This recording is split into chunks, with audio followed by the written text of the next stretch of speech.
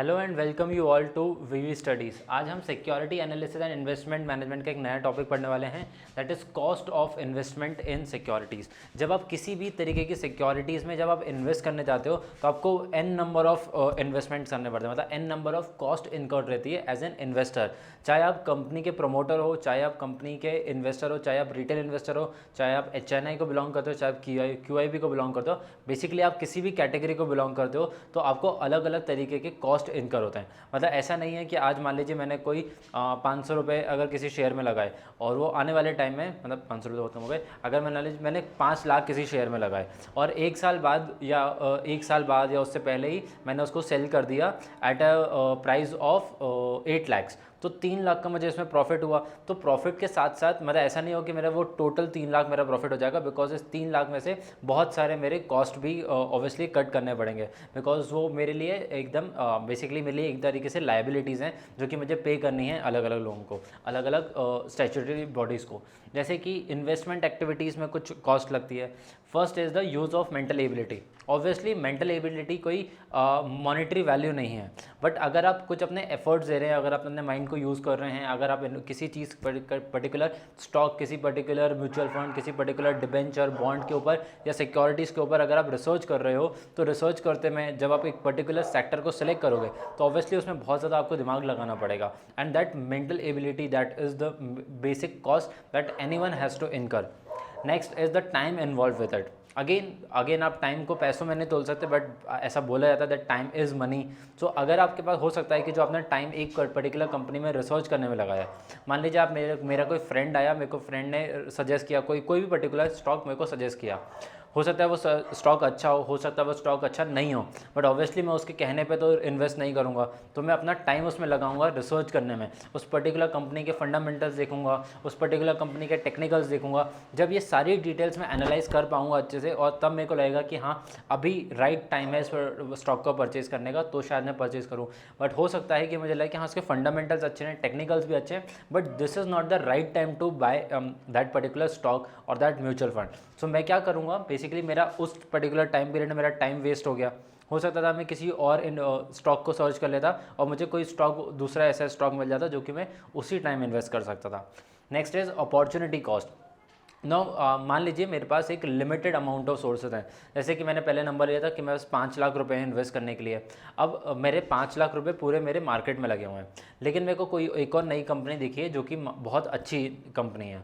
हो सकता है मेरे को उसमें ज़्यादा इच्छा हो जाए इन्वेस्ट करने की, but at the same time now I do not have any more funds. मेरे पास जो 5 लाख पहले थे, मेरे पास अभी भी 5 लाख ही हैं, बट मुझे इन्वेस्ट करने के लिए 1 लाख रुपए और चाहिए इस कंपनी में इन्वेस्ट करने के लिए। तो मैं क्या करूँगा, जो मेरे पास 5 लाख रुपए के इन्वेस्टमेंट थे उसमें से जो हो सकता है कोई ऐसा स्टॉक हो जो कि एकदम स्टेबल हो चुका है, या हो सकता है कोई XYZ रीज़न हो सकता है जिसकी वजह से मैं उस पर्टिकुलर स्टॉक को सेल कर दूं और वो 1 लाख को यूटिलाइज करके दूसरे कंपनी में लगा दूं। जब मैं दूसरी कंपनी में वो पैसा लगाऊंगा तो हो सकता है मेरा वहाँ पे कुछ ना कुछ अपॉर्चुनिटी लॉस हो जाए।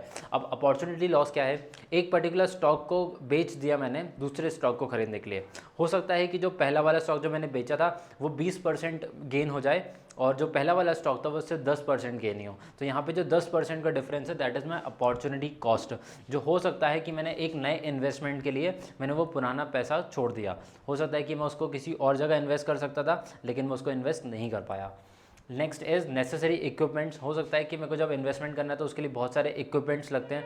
जनरली अगर आप रिटेल इन्वेस्टर हो तब भी आपको कुछ ना कुछ इक्विपमेंट्स लगेंगे उसके लिए, और ऑब्वियसली अगर आपको HNI QIBs हो या फिर आप कोई कंपनी हो जो इन्वेस्ट करती है, तो ऑब्वियसली आपको तब भी बहुत ज़्यादा इन्वेस्टमेंट अपॉर्चुनिटी नेसेसरी इक्विपमेंट्स खरीदने रहेंगे। Next and last is the premises. Premises basically हम देखते हैं फॉर अ कंपनी, जब आपके प्रमोटर्स आपके कंपनी में इन्वेस्ट करते हैं तो वो क्या करते हैं, एक उनको ऑब्वियसली एक प्रीमाइसेस चाहिए, एक जगह चाहिए जहाँ पे अपनी कंपनी को रन कर पाएंगे। So this is not for the retail investors, because हमें प्रीमाइसेस की ज़रूरत नहीं है, हम अपने घर पे बैठे इन्वेस्टमेंट कर सकते हैं। बट अगर कोई कंपनी वाला इन्वेस्ट कर रहा है तो उसको कंपनी में इन्वेस्ट कर रहा है, उसको कंपनी बिल्डअप करनी है, तो उसको पहले प्रीमाइसेस खरीदने पड़ेंगे, एक जगह खरीदनी पड़ेगी जहाँ पे वो फैक्ट्री बना पाएगा, जहाँ पे वो ऑफिस बना पाएगा और वहाँ से फिर अपनी कंपनी को रन कर पाएगा। Next is transaction cost. जब हम कोई इन्वेस्टमेंट करते हैं किसी पर्टिकुलर कंपनी में तो बहुत सारे ट्रांजैक्शन कॉस्ट भी लग जाते हैं, जैसे कि material cost, material cost base again not for any retail consumer but for the companies point of view. जब वो किसी भी सामान को बनाते हैं, कोई प्रोडक्ट बनाते हैं, कोई सर्विसेज बनाते हैं, तो उससे रिलेटेड उनको बहुत सारी कॉस्ट इनकर होती हैं। Next is monetary terms. Again monetary terms in the sense कि कुछ ऐसी वैल्यूज़ जैसे कि मेंटल एबिलिटी, जैसे कि टाइम इन्वॉल्व, इनको आप पैसों में नहीं तोल सकते, बट इनकी कुछ ना कुछ वैल्यू है। आपके टाइम की वैल्यू है, आप अगर अपने एफर्ट्स लगा रहे हैं उन एफर्ट्स की वैल्यू है, अगर आप अपने लॉजिक्स को यूज़ कर रहे हैं, अगर आप अपने ब्रेन को यूज़ कर रहे हैं और फिर किसी रिसर्च को एनालाइज कर रहे हैं, तो obviously you have given a lot of time, effort and energy in that, and that can not be put into the monetary terms. Next is intangible और क्वालिटेटिव टर्म्स। अगेन जो एक qualities होती हैं एक investors की, वो अपनी qualities को उसमें लगाता है। मान लीजिए मैं किसी स्टॉक ब्रोकरेज के लिए अगर काम कर रहा हूँ, तो वहाँ पे काम करने वाला जो भी पर्सन होता है वो कंटिन्यूस एनालिसिस करता है ताकि वो अपने कस्टमर्स को, ताकि वो अपने क्लाइंट्स को सजेस्ट कर पाए नए नए स्टॉक्स। बट वहाँ पे उसकी सर्विस क्या है, उसकी क्वालिटीज़, कि वो एक अच्छे स्टॉक को समझ सकता है, कि उसको आता है, उसको टेक्निकल समझ में आते हैं, उसको फंडामेंटल समझ में आते हैं, उसको right time to invest money in the market समझ में आता है, और हो सकता है उसके पास एन नंबर ऑफ डिटेल्स भी हों उससे related. Next bank and brokerage charges. मान लीजिए आप कोई ऐप यूज़ करते हैं, जैसे कि एंजल यूज़ कर सकते हैं, आप ज़ीरोधा यूज़ कर सकते हैं, आप ग्रो यूज़ कर सकते हैं। ऐसे बहुत सारे ब्रोकर्स हैं। सिमिलरली बहुत सारे बैंक्स भी हैं, जैसे कि आप SBI से डायरेक्ट इन्वेस्टमेंट कर सकते हैं, आप ICICI के थ्रू डायरेक्ट इन्वेस्टमेंट कर सकते हैं। बेसिकली आपको डीमैट अकाउंट जो बनाना है उसके थ्रू आप बैंक से भी इन्वेस्टमेंट कर सकते हैं और अपने ब्रोकर हाउस से भी इन्वेस्टमेंट कर सकते हैं। बट दोनों ही कुछ ना कुछ उसके ऊपर लिवाई करते हैं चार्जेस। जैसे कि जब आप जैसे डे टू डे ट्रेडिंग करते हैं, अगर आप डिलीवरी में करते हैं तो डे ट्रेडिंग के अलग चार्जेस होते हैं, अगर आप उसको लॉन्ग टर्म के लिए होल्ड करते हैं तो उसके लिए अलग चार्जेस होते हैं। सो बेसिकली वो आपके ट्रांजेक्शन कॉस्ट में ऐड हो जाएगा। Then next is real and nominal cost. Basically real and nominal cost क्या है, जो आपके सिर्फ एक नॉमिनल क्या है, जो आपकी मॉनेटरी वैल्यूज़ खर्च हुई हैं, जो आपका एक्चुअली पैसा खर्च हुआ है, that is the nominal cost. And what is the real cost, जो आपकी क्वालिटेटिव चीज़ें लगी हैं, जो आपकी इंटेंजिबल एसेट्स आपने यूटिलाइज करे हैं, उन एसेट्स का भी कुछ ना कुछ वैल्यू लगाती है। तो आप जब दोनों वैल्यूज़ को ऐड कर दोगे तब जाके बनेगा real cost. Last is tax and government charges and fees. जो मैंने स्टार्टिंग में एग्जांपल लिया था कि मैंने 5 लाख इन्वेस्ट कर दिए किसी कंपनी में, और हो सकता है उसमें मेरे को इन्वेस्टमेंट के बाद मेरे को 8 लाख का टोटल सम हो गया, मतलब 3 लाख का प्रॉफिट हो गया।